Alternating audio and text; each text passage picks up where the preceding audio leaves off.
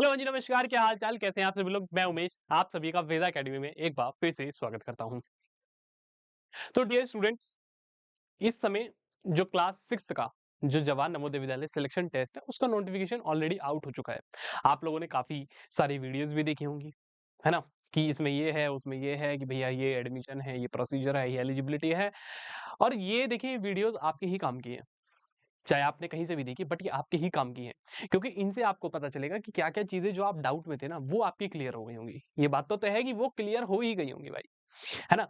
और आज ये मेरे सामने जो है, अगर आप पीछे देखें, ये पूरा का पूरा हमारा जो कंप्लीट प्रोस्पेक्टस है, जो प्रोस्पेक्टस आप कह सकते हैं कि जवाहर नवोदय विद्यालय द्वारा रिलीज़ करा गया है अपनी ऑफिशियल वेबसाइट पर, ये मेरे सामने वो पूरा प्रोस्पेक्टस है।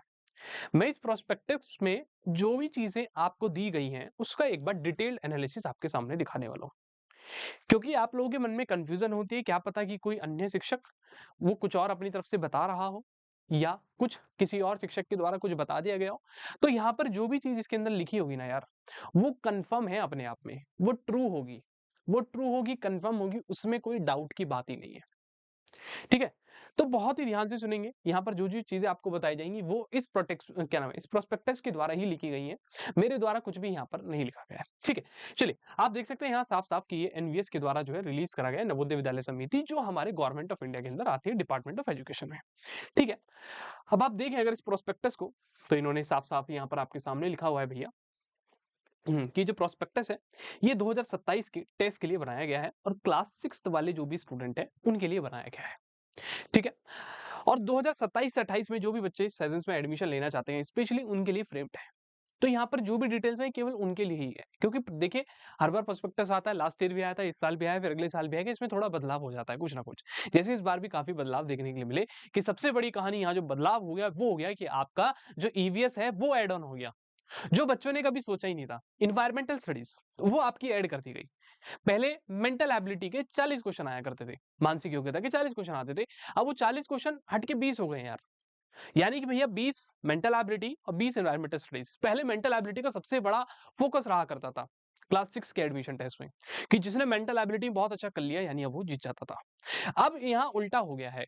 अब उल्टा हो गया है कि भैया अब क्या है, मेंटल एबिलिटी के 20 क्वेश्चन है, एनवायरमेंटल स्टडीज के 20 क्वेश्चन, अरिथमेटिक के 20 है, लैंग्वेज के 20 क्वेश्चन है। यानी अब आपको हर एक सेक्शन में बहुत अच्छा परफॉर्म करना पड़ेगा, एक बेटर प्लेयर की तरह आपको खेलना पड़ेगा। और जो बेटर प्लेयर की तरह खेलेगा भाई वो जीत जाएगा। That's it.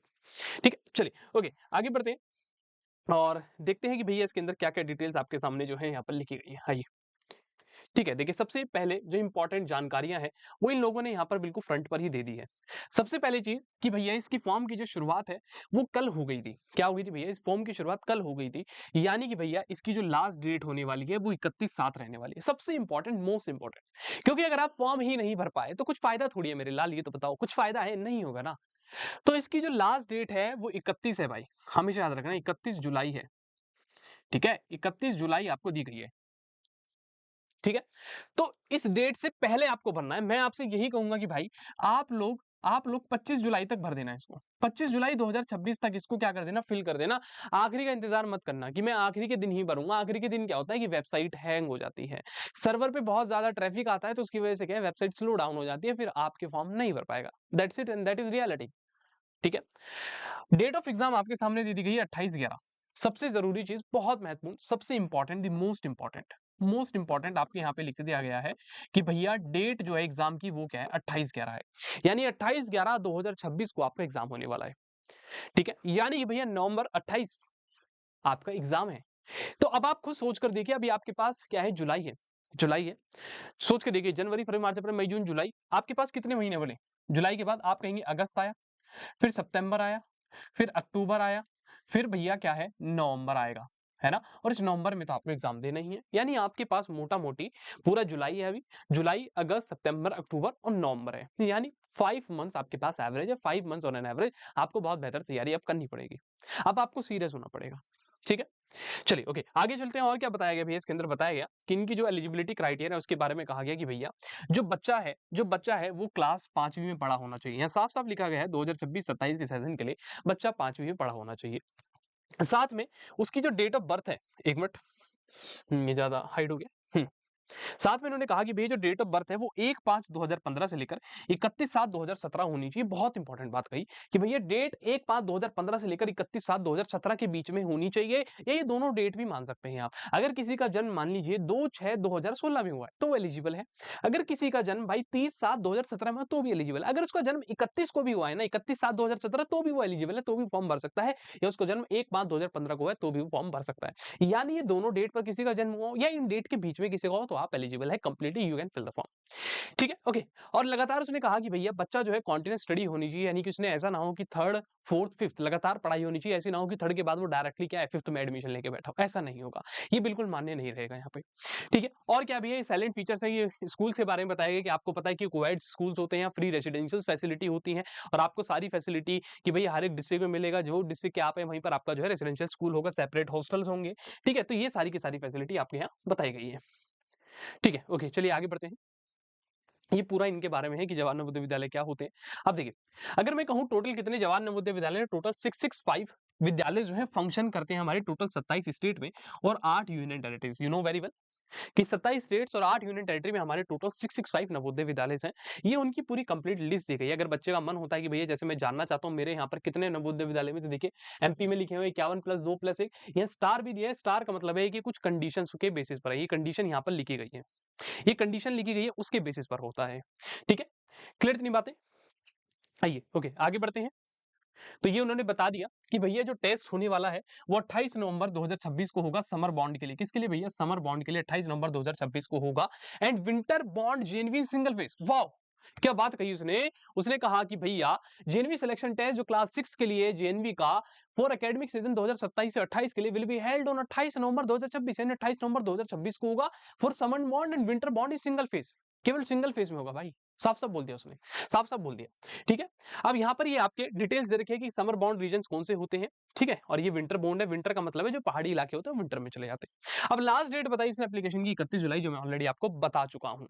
फॉर्म कहाँ से भरा जाएगा भैया? फॉर्म के बारे में बताओ। तो ये आपको एक वेबसाइट दी गई है, https:/नवोदय.gov.in। आप इस पर डायरेक्टली क्लिक करेंगे या इसको अगर डायरेक्टली सर्च भी करते हैं गूगल पर जाकर तो आपको क्या नवोदय की वेबसाइट मिल जाएगी। वहां आप जाएंगे, वहां पर आपको एक ऑप्शन दिखेगा, फिर आप वहां से क्या फॉर्म भरना शुरू करेंगे। बाकी मैं आपको पूरा प्रोसीजर भी बताऊंगा फॉर्म कैसे भरना है। ठीक है, आप सुनिए। फॉर्म भरने के लिए क्या क्या चीजें चाहिए, क्या क्या चीजें चाहिए, तो उसने कहा देखिए the following documents in soft form. ये फॉलोइंग डॉक्यूमेंट्स आपके पास होनी चाहिए और वो भी कैसे? जेपीजी के फॉर्मेट में हो। साइज ये रखना हमेशा 10 से लेकर 100 केबी। कुछ बच्चों का क्या है कि फॉर्म भर ही नहीं पाता क्योंकि उनका साइज बड़ा हो जाता है, तो 10 से लेकर 100 केबी तक का ही आपको साइज रखना। और डॉक्यूमेंट आपको चाहिए फोटोग्राफ, सिग्नेचर पेरेंट्स के और बच्चे के, ये सारे डॉक्यूमेंट्स आपके पास होने चाहिए। ठीक है, और देखिए भैया और क्या चाहिए, और क्या चाहिए भैया? आधार डिटेल्स। क्या चाहिए? आधार डिटेल्स। ये residence certificate issued by competent authority. कई बार होता क्या है कि बच्चे के पास आधार ही नहीं है, जो बच्चा है हमारा उसके पास आधार कार्ड नहीं है, तो उस केस में इन्होंने ये कहा है अगर बच्चे का आधार कार्ड नहीं है तो उसके पेरेंट्स का, चाहे वो मदर हो चाहे वो फादर हो, उनका जो रेसिडेंशियल सर्टिफिकेट है यानी उनका जो निवास प्रमाण पत्र है वो चल सकता है। जो उनका निवास प्रमाण पत्र है, डोमिसाइल कहते हैं, आप रेजिडेंशियल सर्टिफिकेट कहते हैं, वो चल सकता है अगर बच्चे का आधार कार्ड नहीं है तो। साफ साफ उन्होंने बातें बोलती हैं। ठीक है, बेसिक डिटेल्स फॉर्म जब भरोगे तो ये चाहिए कि जैसे स्टेट कौन सा है आपका, डिस्ट्रिक्ट क्या है, ब्लॉक, आधार नंबर, अपार आईडी, पैन नंबर, ये सारी की सारी चीजें आपको चाहिए ऑनलाइन एप्लीकेशन पोर्टल में भरते समय। ठीक है, और क्या चाहिए भैया? बता ही दिया कि बच्चे की फोटो होनी चाहिए, 10 से लेकर 100 केबी के तक के बीच में होना चाहिए, जेपीईजी के फॉर्मेट में ही चलेंगी। ठीक है, फिर एक बात आई एनआईएस कैंडिडेट के लिए। किसके लिए? जो बच्चे ओपन से पढ़ाई करते हैं उनके लिए क्या बोला गया कि वो भी फॉर्म भर सकते हैं। कंडीशन ये दे दी गई कि आपके पास बी सर्टिफिकेट होना चाहिए। क्या होना चाहिए? B certificate. जब आप एनआईएस से फॉर्म भरते हैं तो वहां पे एक कैटेगरी होती है सर्टिफिकेट की, तो उन्होंने कहा आपके पास एक बी सर्टिफिकेट की कैटेगरी होनी चाहिए। साफ साफ उन्होंने ये बात बोल दी कि भैया कैसा सर्टिफिकेट चाहिए? हमें एक बी कैटेगरी का सर्टिफिकेट चाहिए। अगर ये सर्टिफिकेट आपके पास नहीं होगा, बी कैटेगरी का सर्टिफिकेट आपके पास नहीं होगा, तो आप फॉर्म नहीं भर पाएंगे, ये उन्होंने कहा है। ठीक, ओके, चलिए आगे चलते हैं। और क्या कहा भैया इन्होंने? बहुत गहराई से इन्होंने चीजें बताई आज इस बार पूरी। अब देखिए यहाँ पर बताया गया है ना, देखिए यहाँ पे लिखा गया है कि किस तरीके से होगा। देखिए उन्होंने कहा कि जो सिलेक्शन होगा, the selection of candidate is district specific and he or she can apply only for the district where she is residing at the time of class 5। कह रहा है कि जो बच्चे का जो सिलेक्शन होगा वो उसके डिस्ट्रिक्ट के बेसिस पर होगा, कि अगर आप गाजियाबाद डिस्ट्रिक्ट से हैं तो आपका सिलेक्शन गाजियाबाद डिस्ट्रिक्ट में ही होगा। ठीक है, ये बात उसने ये कही और साथ में ये भी कहा कि आपके स्कूल पे भी डिपेंड है कि आपने 5वीं का जो स्कूल है वो कहाँ से करा है, वो कहाँ से करा है। आगे देखिए, कह रहा है any submission of fraudulent information failure to accurately disclose residence and details shall constitute ground for immediate cancellation of condition. उन्होंने कहा कि अगर आप कुछ भी झूठी इन्फॉर्मेशन डालते हैं, जानकारी डालते हैं, तो आपका जो फॉर्म होगा वो रिजेक्ट कर दिया जाएगा। साफ-साफ ये बात उन्होंने कही। अगला क्या कहा उन्होंने कहा क्या? कह रहा है all applicant data is captured and proceed electronically the data submitted shall be treated as final and binding applicant bears the sole legal responsibility for ensuring the absolute accuracy, comparative veracity of all the information entered in the online application form prior to final submission। उन्होंने ये कहा कि आप जो भी data upload करेंगे, चाहे आपकी फोटो हो, चाहे आपका आधार कार्ड का नंबर हो, चाहे आपके माता-पिता की फोटो हो, चाहे आपकी फोटो हो, या जो भी डिटेल्स आपसे मांगी जाएगी फॉर्म भरते हुए, वो आपकी जिम्मेदारी है, वो एक्यूरेट होनी चाहिए। अगर उसमें कुछ भी गलत होता है, तो फिर आप जिम्मेदार होंगे कि आपका फॉर्म रिजेक्ट हुआ है। आप नवोदय वालों को नहीं बोलेंगे कि मेरा फॉर्म रिजेक्ट क्यों कर दिया, उसमें आप जिम्मेदार होंगे अगर आपने कुछ गलत भरा। साफ-साफ उन्होंने यहाँ बोल दिया है। ठीक है, एक ही बार मौका मिलता है तो ऐसी गलतियाँ ना करना। ठीक है? क्लियर इतनी बातें? आइए, आगे चलते हैं और क्या बताया इन्होंने? हुँ, एक पॉइंट ये बताया इन्होंने, बहुत इंपोर्टेंट बता रखा है यहाँ पे। ये भी बताया गया है कि भैया उन्होंने यहाँ साफ-साफ लिखा है, so it is vital to check and verify the location of the school of study, classes 3rd, 4th and 5th and fill the correct location of school in the application form. उन्होंने साफ-साफ कहा है कि भैया जिस भी आप school से पढ़े हैं 3rd, 4th, 5th आपकी लोकेशन बिल्कुल एग्जैक्ट आपको फॉर्म में भरनी है। अगर आप गलत भरोगे तो गड़बड़ घोटाला आपके साथ हो जाएगा। फिर आप फॉर्म तो भर दोगे लेकिन आगे जो है वो प्रोसीड नहीं हो पाएगा। ठीक है भाई? क्लियर इतनी बातें?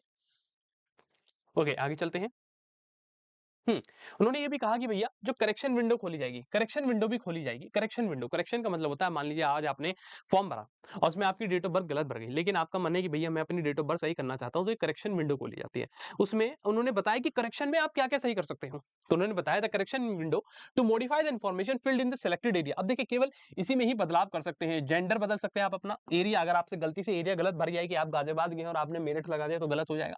कैटेगरी अगर मान लीजिए आप ओबीसी से और आपने एससी टिक कर दी, आप उसको बदलाव कर सकते हैं। डिसेबिलिटी अगर आपके किसी भी तरीके की डिसेबिलिटी है वो आप चेंज कर सकते हैं और जो मीडियम ऑफ एग्जामिनेशन है केवल यही अलाउड होगा। उन्होंने साफ-साफ कहा will be open for a few days subsequent to the last date of application form. उन्होंने कहा केवल यही चीज़ है अलाउड। ठीक है? इसके अलावा आप और कोई बदलाव नहीं कर पाएँगे। ना आप अपना नाम बदल सकते हैं, ना अपनी डेट ऑफ बर्थ बदल सकते हैं। ये उन्होंने साफ-साफ बोल दिया। ठीक है? तो बहुत ध्यान से भरना है यार प्लीज़ फॉर्म। ठीक है? ये बहुत ज़रूरी है कि अगर आप फॉर्म में गड़बड़ करते हैं तो बहुत मामला आपका गड़बड़ा जाएगा। अब देखिए एडमिट कार्ड के लिए बोला गया कि एडमिट कार्ड कैसे इश्यू होंगे, तो उन्होंने कहा कि जो एडमिट कार्ड है, जब आपका एग्ज़ाम है 28/11 को, उससे पहले जो है आपके रिलीज़ कर दिए जाएँगे और वो जो है आपके एनवीएस की वेबसाइट पर ही रिलीज़ कर दिए जाएँगे, एनवीएस के द्वारा डिसाइड करा जाएगा। तो ये कहा गया कि पेरेंट्स और जो आप हैं, आप लोग प्लीज़ एनवीएस की वेबसाइट को चेक करते रहिए। रूल क्या है भैया सिलेक्शन टेस्ट का? देखो, उन्होंने कहा कि जो सिलेक्शन टेस्ट है, उसका जो रिज़ल्ट है वो अनाउंस कर दिया जाएगा एंड ऑफ मार्च 2027, यानी 2026 के 11वें महीने में पेपर हुआ, नवंबर में पेपर हुआ और उसके बाद जो है 2027 में आपका रिजल्ट आ जाएगा। एंड ऑफ मार्च यानी मार्च के आखिरी तक आपको जो है रिजल्ट देखने के लिए मिल जाएगा। ठीक है? यानी कि भैया नवंबर के बाद दिसंबर, जनवरी, फ़ेब और मार्च 4 महीने ये लोग लेंगे रिजल्ट बनाने में, क्योंकि बहुत सारे बच्चे होते हैं क्लास 6 में तो अच्छा खासा रिजल्ट बनाने में टाइम लगता है। ठीक है? ये बात यहाँ पे हो गई। आइए आगे चलते हैं। हुँ। ठीक है? अब देखिए ये क्या है प्रोविजनल सिलेक्शन एंड एडमिशन। उन्होंने कहा कि भैया provisional selection is a selection test will not vest any right on the candidate for secure admission. जब आपका रिजल्ट आता है आपने देखा होगा अगर पुरानी किसी कोई दोस्त हो अगर या आपने कहीं हमारी लाइव स्ट्रीमिंग देखी उसमें जो रिजल्ट आता है उसपे साफ-साफ लिखा गया है कि you have been provisionally selected. ये जो शब्द होता है प्रोविजनल, ये जो शब्द होता है प्रोविजनल इसका मतलब होता है टेम्परेरी। क्या होता है भाई? इसका मतलब होता है टेम्परेरी यानी आपको कुछ समय के लिए सिलेक्ट करा गया है। जब तक कि आपके आगे के प्रोसेस नहीं होते, अगर आपके डॉक्यूमेंट सेलेक्ट हैं, डॉक्यूमेंट वेरीफाई नहीं होते, अगर सारी चीज़ें अच्छी होती है तो आप परमानेंट तब जाकर होते हैं। ठीक है? तो यहाँ पर यही कहा गया कि भैया अगर ये लिखा है कहीं पर प्रोविज़नल तो उसका मतलब आपका ये मत सोचिएगा कि भैया मेरा सिलेक्शन हो गया और आप मिठाई बाँट दें पूरे गाँव में। ये नहीं, ये गलत हो जाएगा। ठीक है? क्लियर इतनी बात? आगे देखिए क्या कह रहा है, if the candidates are in possession of all valid certificates, कह रहा है अगर कैंडिडेट के पास सारे वैलिड सर्टिफिकेट जैसे उसकी डेट ऑफ बर्थ का सर्टिफिकेट, उसके रहने का सर्टिफिकेट, उसके आधार कार्ड का, ये सारे वैलिड हैं यानी सही है तो उसने देखिए साफ-साफ कहा the candidate are advised to apply for TC from parents school and proceed for the verification of document confirmation of admission by the respective JNV. तो उन्होंने कहा अगर आपके पास ये सारी चीजें हैं तो आप अपनी टीसी अप्लाई करिए और एडमिशन के लिए आगे प्रोसेस को कंटिन्यू करें। अगर आप आगे प्रोसेस करेंगे तभी जाके जो है आपका फाइनली जो है जेएनवीपी डिसाइड करेगा कि भैया इस बच्चे को एडमिशन देना है। अगर नहीं करते हैं तो भैया फिर वो कैंसिल हो जाएगा, खत्म कहानी। ठीक है? क्लियर इतनी बातें? आइए और देखिए और क्या-क्या बताएगा? हुँ। देखिए यहाँ भी इन्होंने साफ-साफ कह दिया, कह रहा है under no circumstances the provisionally selected candidate will be given admission to any other JNV. कह रहा है चाहे कोई भी हालात हो, अगर आप प्रोविजनली सिलेक्टेड हैं, यानी कि टेम्परेरी सिलेक्टेड हैं, तो आप ये मत सोचिए कि मुझे यहाँ नहीं मिल रहा तो कहीं और एडमिशन दे देंगे, नहीं मिलेगा भाई। जब तक कि आप अपने डॉक्यूमेंट वेरीफाई नहीं कराएँगे, वैलिड नहीं कराएँगे, जब तक नहीं मिलने वाला। साफ-साफ उन्होंने कहा है। ठीक है? चलिए आगे बढ़ते हैं, आइए। ठीक है, ओके। देखिए कौन-कौन एलिजिबल है? देखिए अब एलिजिबिलिटी की बात कर लेते हैं, हू इज़ एलिजिबल। तो उन्होंने कहा कि सभी candidate admission to class 6 Jawahar Navodaya Vidyalaya strictly district specific. पहली चीज़ तो ये कि आपको पता है कि जो एडमिशन होते हैं वो डिस्ट्रिक्ट के बेसिस पर होंगे, यानी आप जिस डिस्ट्रिक्ट में पढ़ रहे हैं, उसी डिस्ट्रिक्ट का ही आपको एडमिशन के लिए फॉर्म अप्लाई करना पड़ेगा। उन्होंने साफ-साफ कहा कि भैया आप जिस भी डिस्ट्रिक्ट में आपके पास उसी डिस्ट्रिक्ट के सारे डॉक्यूमेंट्स होने चाहिए। अब एक बात और यहाँ पर आती है, कई बार आई है, इसके अंदर भी मेंशन है कि मान लीजिए आप गाजियाबाद डिस्ट्रिक्ट में रहते हैं, आपके पास सारे डॉक्यूमेंट गाजियाबाद के हैं और गाजियाबाद से 10 किलोमीटर दूर मान लीजिए एक मेरठ डिस्ट्रिक्ट है, क्या है? ये दूसरी डिस्ट्रिक्ट है मेरठ। आपका स्कूल मेरठ में है, लेकिन एक चीज़ उन्होंने बोली कि आप गाजियाबाद से 10 किलोमीटर दूर पर हैं। यानी एक जवाहर नवोदय विद्यालय इधर है, सोच के देखिए, एक जवाहर नवोदय विद्यालय इधर है, एक जवाहर नवोदय विद्यालय उधर है। आपको एडमिशन जो लेना है या अभी आप मान लीजिए किसी सरकारी स्कूल में पढ़ रहे हैं। अब उन्होंने ये कहा कि मान लीजिए आप हैं यहाँ के, आपके डॉक्यूमेंट सब कुछ यहाँ के हैं और आप पढ़ मेरठ में रहे हैं, लेकिन बस कंडीशन क्या है कि 10 किलोमीटर के दायरे में हैं, यानी 10 किलोमीटर के अंदर हैं या 10 किलोमीटर के बराबर हैं। तो भी भाई अगर आप चाहे यहाँ पढ़ रहे हो, लेकिन आप एडमिशन यहाँ ले सकते हो, ये बात उन्होंने कही है। ये बात उन्होंने कही क्योंकि आपके डॉक्यूमेंट गाजियाबाद के हैं। अगर ये 10 किलोमीटर से दूर होता, मान लीजिए 20 किलोमीटर होता, आप पढ़ मेरठ से रहे थे तो गाजियाबाद से अप्लाई नहीं हो सकता था। तो यानी कहने का मतलब ये है कि आप किस डिस्ट्रिक्ट में अप्लाई करेंगे वो आपके स्कूल के ऊपर आधारित है। साफ-साफ ये बातें यहाँ पर इन्होंने मेंशन करी है। अगर आप इसको पढ़ेंगे तो पढ़िएगा। ठीक है? ओके, देखिए यहाँ लिखा हुआ भी है कि भैया within a radial distance of 10 kilometre, यानी कि 10 किलोमीटर के डिस्टेंस पर ही होना चाहिए, उससे ज्यादा दूर हुआ तो आप फिर नहीं कर पाएंगे। ठीक है? चलिए, और ये जो रेडियल डिस्टेंस है, इन्होंने बताया कि जो रेडियल डिस्टेंस है इसको कौन डिसाइड करेगा? इन्होंने देखिए कहा है कि this radial distance between the residence and the class 5th school will be subjected to explicit verification and duly certified by the concern official of the Navodaya Vidyalaya Samiti. कह रहा अब आप खुद सोच लें कि भाई मेरा स्कूल तो 10 किलोमीटर है अंदाजे से, तुम कहो अच्छा मेरा स्कूल तो 10 किलोमीटर है, भाई मैं अपने अंदाजे से लगा लेता हूँ। बेटा तुम्हारे अंदाजे से काम नहीं होगा। यहाँ नवोदय विद्यालय समिति के कुछ ऑफिशियल्स होंगे, जो ऑफिसर्स होंगे वो आएँगे, देखेंगे कि भैया इतनी दूर है या नहीं, 10 किलोमीटर में है या नहीं। अगर उनको लगता है कि 10 किलोमीटर में है तो आप एलिजिबल हो जाएँगे, अगर उन्हें लगेगा कि भैया 10 से 1 फालतू भी है तो मना कर देंगे, कहेंगे हटा दो इस बालक को, हटा दो। ये बात यहाँ बोली गई इन्होंने। ठीक है? क्लियर इतनी बातें? चलिए आगे चलते हैं। और देखिए क्या कहा, उन्होंने ये कहा कि भैया candidate who have pass class 5th before the session 2026-27 और रिपीटेड, यानी कि सीधा कहने का मतलब है अगर कोई बच्चा रिपीटर है, क्या है भैया? रिपीटर है, क्या है बाबू? रिपीटर। क्या है? रिपीटर है तो उसको भी अलाउ नहीं करा जाएगा पेपर देने के लिए। रिपीटर है तो भी अलाउ नहीं करा जाएगा, या उससे पहले अगर कभी आपने पेपर दिया है तो भैया तो भी अलाउ नहीं करा जाएगा। साफ-साफ बातें उन्होंने यहाँ बोल दी है। ठीक है? आइए आगे चलते हैं। देखिए यहाँ लिखा हुआ है कि भैया बच्चा किस डेट पे पैदा होना चाहिए ये भी बताया कि भैया 1/5/2015 से लेकर 31/7/2017 तक। ये बात मैं आपको स्टार्टिंग में बता चुका हूँ और यहाँ लिखा भी है दोनों डेट इंक्लूसिव, यानी दोनों डेट को मिलाकर। ठीक है? चलिए आगे देखिए क्या कह रहा है? कह रहा है कि भैया अगर किसी कैंडिडेट ने ऑलरेडी पास कर ली है 5वीं क्लास, ये 5वीं पढ़ चुका है प्रीवियस एकेडमिक सेशन में, वो भी एलिजिबल नहीं है। अगर आप सोचें कि मैं तो पास हो चुका हूँ, मैं फॉर्म भर दूं, नहीं भाई एलिजिबल नहीं हो। साफ-साफ उन्होंने बोल दिया। ठीक है? और देखिए और क्या है भैया, उन्होंने कहा candidate seeking admission to class 6 mother studied and pass class 3rd and 4th from a government aided school is pending one full academic session, the candidate who have skipped class 3rd and 4th will be treated as ineligible. अब उन्होंने क्या कहा कि अगर आपने class 3rd पढ़ी है, class 4th पढ़ी है, क्लास 5th पढ़ी है, ठीक है, यहाँ साफ-साफ कहा recognise school spending one full academic session, यानी फुल एकेडमिक सेशन होना चाहिए, लगातार आपने कंटिन्यूअसली पढ़ा हो तो ही आप एलिजिबल हैं। अगर आपने गलती से भी स्किप करी है क्लास, देखिए यहाँ लिखा है स्किप्ड क्लासेस 3rd या 4th, अगर आपने क्लास स्किप करी और डायरेक्टली 5th में आ गए तो उन्होंने साफ-साफ कह दिया will be treated as ineligible, उसको इनएलिजिबल माना जाएगा, यानी वो एडमिशन नहीं ले सकता। अब आप समझिए आप में से काफी सारे बच्चे होंगे जो इस तरीके की हरकतें करते हैं, ठीक है, उनके पेरेंट्स के द्वारा करी जाती है। आगे देखिए और क्या कहा, no candidate is eligible to apply for the selection for the second time, केवल एक ही बार अलाउड है, आप एक ही बार एग्जाम देंगे, सेकंड टाइम आप एग्जाम नहीं दे सकते और ना ही आप जो है इस फॉर्म को दोबारा फिल करने की कोशिश करेगा। अगर आप फिल करने की कोशिश करेंगे तो आपका कैंडिडेचर देखिए यहाँ लिखा है his or her candidature will be cancel at any stage, कह रहा है कि आपका जो फॉर्म है वो कैंसिल कर दिया जाएगा। अगर आप सोचे कि गलती से आप मान लीजिए आपसे डेट ऑफ बर्थ गलत हो गई, आप सोचे मैं दूसरे नंबर से अप्लाई कर देता हूँ, भैया डिटेल तो एक बार सबमिट हो गई, उनके पास आधार कार्ड, आपके फादर का नंबर, आपका नंबर सब सबमिट हो गया। अगर आप सोचे कि मैं दूसरे से भर दूं और भैया मेरा फॉर्म भर जाएगा, तो नहीं होगा। आपकी दोनों कैंडिडेटचर क्या है, जो नया भी भरा और जो पुराना भी, दोनों कैंसिल रद्द हो जाएंगे। ठीक है? चलिए आइए और आगे चलते हैं। आइए रूरल कैंडिडेट के लिए आपको पता ही है कि भैया 75% सीट जो है रूरल कैंडिडेट के लिए फिल्ड होगी, प्रोविजनली जो सिलेक्ट होंगे रूरल एरिया से, फिर जो बची हुई 25% है वो अर्बन एरिया के हाथ में चली जाती है। ठीक है, क्लियर इतनी बातें? ओके, चलिए आगे चलते हैं। अर्बन कैंडिडेट के लिए उन्होंने क्या बताया, बहुत जरूरी देखो। अब समझो अर्बन कैंडिडेट कौन है। पहली बात तो ये, किसको कहेंगे अर्बन कैंडिडेट? अर्बन कैंडिडेट किसको कहा जाएगा, सबसे बड़ी बात उन्होंने यहाँ बताई। अब बड़े ध्यान से सुनना इस बात को। कुछ बच्चे कहते हैं कि हम शहरी क्षेत्र में हैं, ग्रामीण क्षेत्र में माने हैं, किसमें? देखिए उन्होंने यहाँ साफ साफ कहा, a candidate who has studied in a school located in an urban area। कह रहा है अगर किसी विद्यार्थी ने अर्बन एरिया में पढ़ा है, कोई ऐसा विद्यालय जो अर्बन एरिया में लोकेटेड है, यानी शहर में लोकेटेड है, even for a single day. कह रहा अगर उसने केवल एक दिन भी पढ़ा है ना अपनी किसी क्लास के लिए, चाहे थर्ड हो, फोर्थ हो, फिफ्थ हो, अगर आपने क्लास थर्ड, फोर्थ और फिफ्थ में से किसी एक भी दिन के लिए शहरी क्षेत्र में पढ़ाई करी है ना, तो मेरे भाई आपको अर्बन में माना जाएगा। उन्होंने साफ साफ कहा, उन्होंने साफ साफ कह दिया है। ये बात यहाँ पर लिखी हुई है। ठीक है, क्लियर इतनी बात? अब देखिए उन्होंने क्या बताया, कह रहा अर्बन एरिया वो है those which are so defined by the government notification the last date of submission of application for JNV registration. Urban क्षेत्र के बारे में उन्होंने बता रखा है।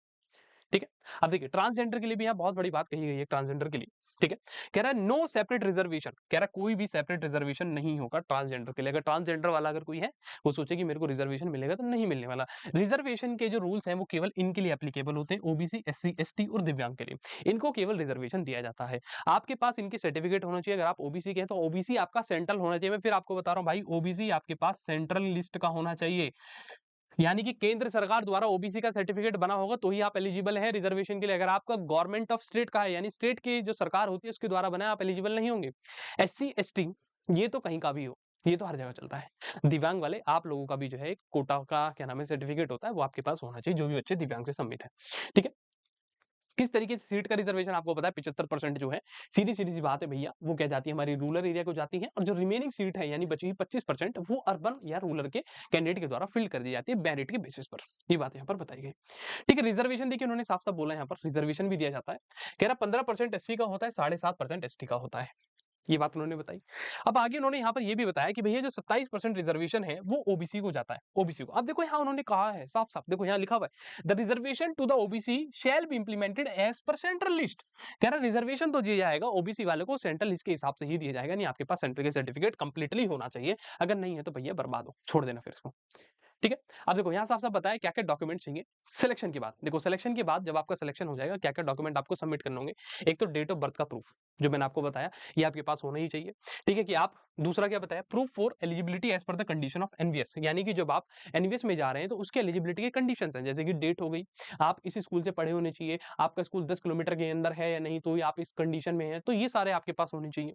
ठीक है, ये सारी बातें उन्होंने बताई, ये आपके पास होनी जरूरी है, जितने भी डॉक्यूमेंट्स। और देखिए क्या बताया, रेसिडेंस सर्टिफिकेट होना आपके पास बहुत जरूरी है ना। आधार कार्ड भी होना चाहिए। अगर आपका आधार कार्ड नहीं है तो आपने उस फॉर्म भरते टाइम जो है आपकी मदर या आपके फादर के आधार कार्ड की कॉपी लगाई होगी, या हो सकता है कि उनके डोमिसाइल की लगाई हो, जहां पर वो रहते हैं, तो वो आपका होना चाहिए।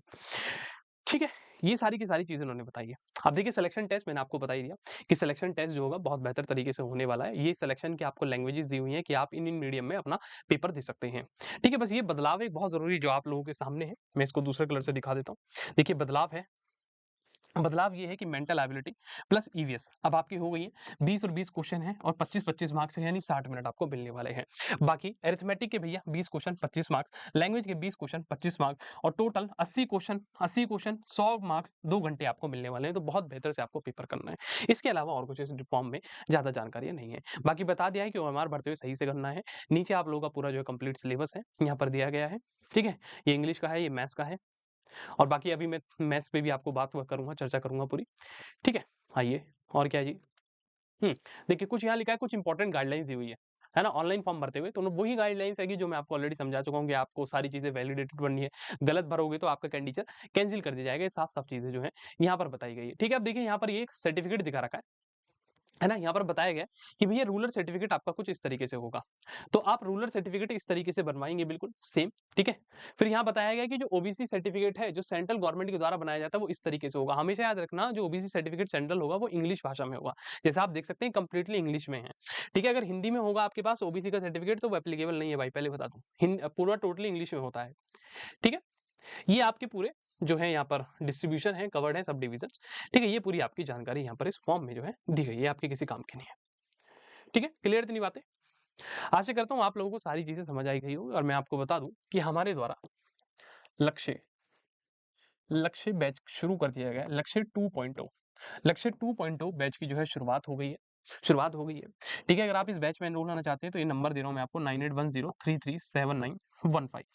आप इस नंबर पर कांटेक्ट कर सकते हैं। इस नंबर पे कांटेक्ट करिए और साथ में अगर आपको डिस्काउंट चाहिए, क्या चाहिए भाई? डिस्काउंट चाहिए, क्या चाहिए बच्चे? डिस्काउंट चाहिए। तो आप कूपन कोड यूज़ करना जो मैं आपको बता रहा हूँ। देखो यही लिखना यू दोनों सब कैपिटल UMESH 500 UMESH 500 UMESH 500 ये कैपिटल लेटर में लिखना है। इससे आपको ₹500 डायरेक्टली ऑफ मिल जाएँगे। डायरेक्टली ₹500 आपको ऑफ मिल जाएँगे। ठीक है?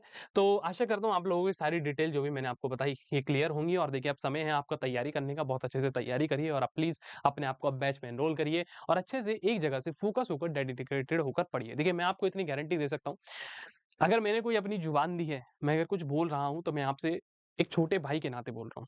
मतलब आप लोग मेरे छोटे भाई हैं, मैं तो बड़ा ही हुआ। ठीक है, तो मैं आपको एक छोटे भाई के नाते समझाता हूँ कि अगर आप एनरोल होते हैं, तो मैं आपको इतनी गारंटी दे सकता हूँ, इस बैच से लास्ट ईयर बहुत सारे सिलेक्शन हुए थे और इस साल भी बहुत सारे सिलेक्शन होंगे। ठीक है?